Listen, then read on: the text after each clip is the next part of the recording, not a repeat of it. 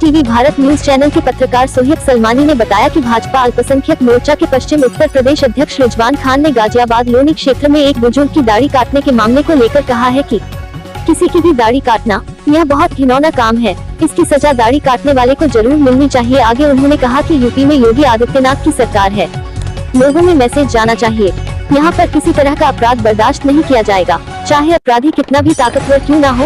योगी आदित्यनाथ की सरकार में अपराधियों को सजा मिलेगी ही मिलेगी। आपको बता दें क्या है मामला। बुलंदशहर के अनूप शहर निवासी 72 वर्षीय तांत्रिक अब्दुल समद गत 5 जून को गाजियाबाद लोनी बेहता हाजीपुर आए थे।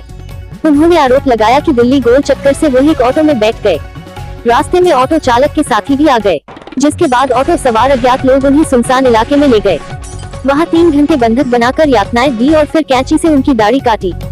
ये सारा मामला झूठा निकला, केवल दाढ़ी काटने वाला मामला सही निकला। दाढ़ी काटने वालों को पुलिस ने जेल भेज दिया। पुलिस ने समय रहते सही कार्यवाही कर अपराधियों की गिरफ्तारी की। आइए दिखाते हैं मीडिया से बात करते हुए भाजपा अल्पसंख्यक मोर्चा के पश्चिम उत्तर प्रदेश अध्यक्ष रिजवान खान ने क्या कहा।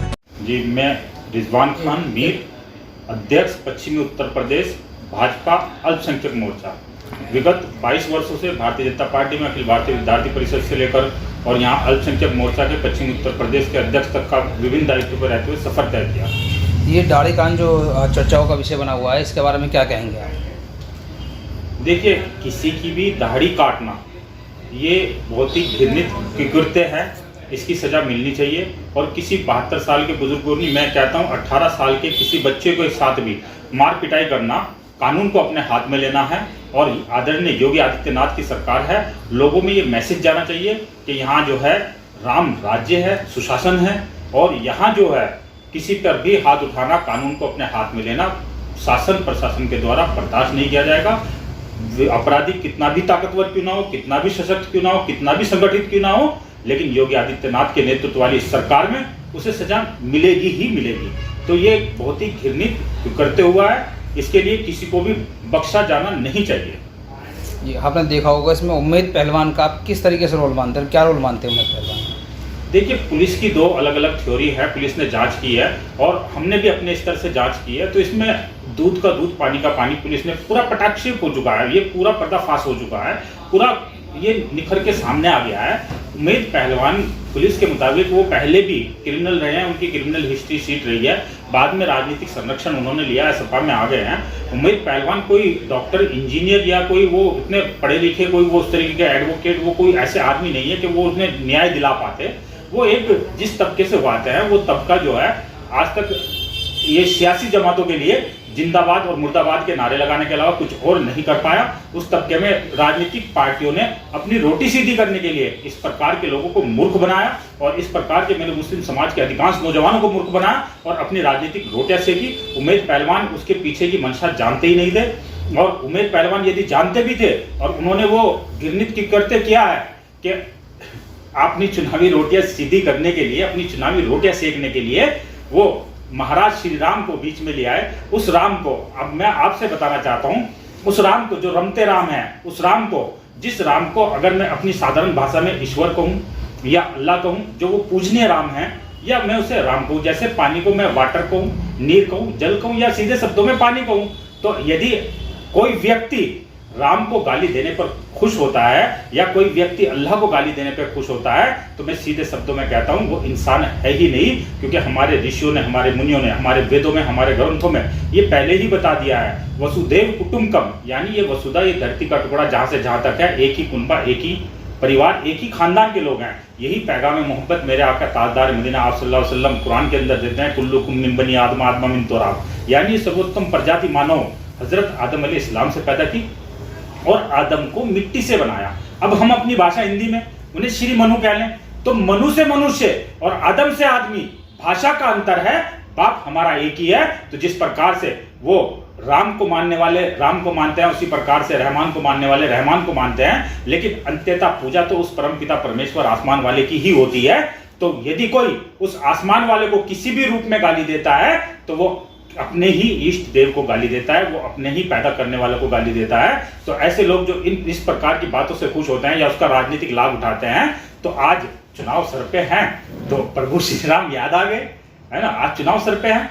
तो इस प्रकार के झूठ बोलने से जो भावनाएं, धार्मिक भावनाएं आहत करने का प्रयास उन्होंने किया है, जिसने भी किया है, या वो उमेद पहलवान ने किया है, और नहीं तो वो आए।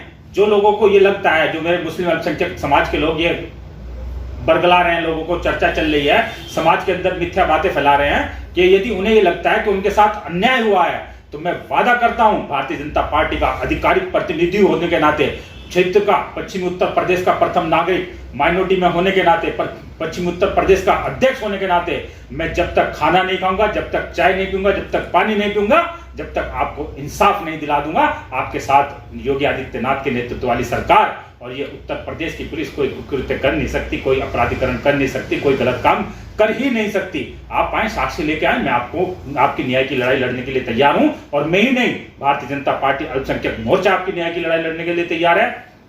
पूरा भारतीय जनता परिवार, भारतीय जनता पार्टी का उत्तर प्रदेश संगठन से लेकर राष्ट्रीय अध्यक्ष तक हमारे आदरणीय जमाल सिद्दीकी साहब और राष्ट्रीय नेतृत्व जेपी नड्डा जी का नेतृत्व, हमारे गृह मंत्री, हमारे प्रधानमंत्री, सबके सब, क्योंकि हमारी जो सरकारें बनी है, भाजपा की सरकारें, ये तो संविधान की शपथ लेकर बनी है, ना कि गीता और कुरान की शपथ लेकर। तो यानी जो भी संविधान सम्मत कार्रवाई होगी वो होगी, किसी के साथ भी नाइंसाफी, अन्याय हम होने ही नहीं देंगे। देखा गया है कि जो बड़े मियाँ हैं जिनकी दाढ़ी काटने का हुआ है इसमें कांड, उन्होंने लगातार अपने बयान बदल रहे हैं, उस बारे में क्या कहेंगे आप?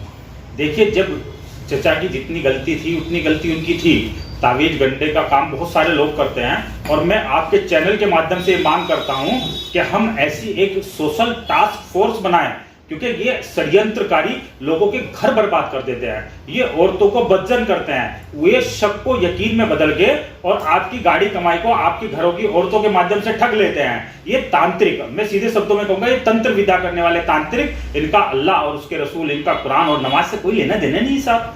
जो हराम की कमाई झूठ बोल के, आप बताइए आपने कभी जिन देखा है क्या?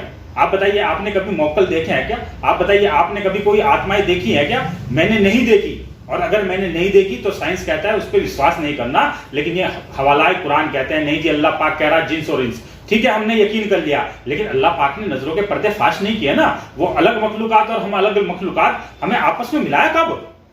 अल्लाह ने हमें तो मिलाया नहीं तो वो हमारे साथ खाना खाते हैं, उनके यहाँ दावतों में जाते हैं, लेकिन ऐसा हुआ नहीं, और ये मुमकिन भी नहीं है, ये मुमकिन भी नहीं है। यानी 99.99% ये जितने लोग तंत्र विद्या की दुकानें चला रहे हैं, ये सब के सब जेल की सलाखों के पीछे होने चाहिए। और मैं मांग करता हूं जिला प्रशासनों से, सारे वरिष्ठ पुलिस अधीक्षक से, और मैं बहुत जल्दी ही एडीजी और डीजीपी साहब को और माननीय मुख्यमंत्री जी को इस प्रकार का एक पत्र लिखने जा रहा हूं कि इनके खिलाफ अज्ञात में एफआईआर हर थाने में दर्ज हो, और जो व्यक्ति इस प्रकार का काम करते हुए कहीं भी पाया जाए तो सोशल टास्क फोर्स के माध्यम से, सोशल वॉलंटियरों के माध्यम से उसे अरेस्ट करके और गंभीर धाराओं में उस पर मुकदमा कायम करके उसे जेल भेजा जाए, क्योंकि ये लोग घर बर्बाद करवाने का काम कर रहे हैं, लोगों को अंधविश्वास में धकेल कर लोगों की गाड़ी कमाई ठगने का काम कर रहे हैं, और वो लोगों को उस हद तक मजबूर कर देते हैं कि वो या तो आत्महत्या कर लेता है या फिर ये पिटाई कांड जैसा घृणित कृत्य करने के लिए मजबूर होता है।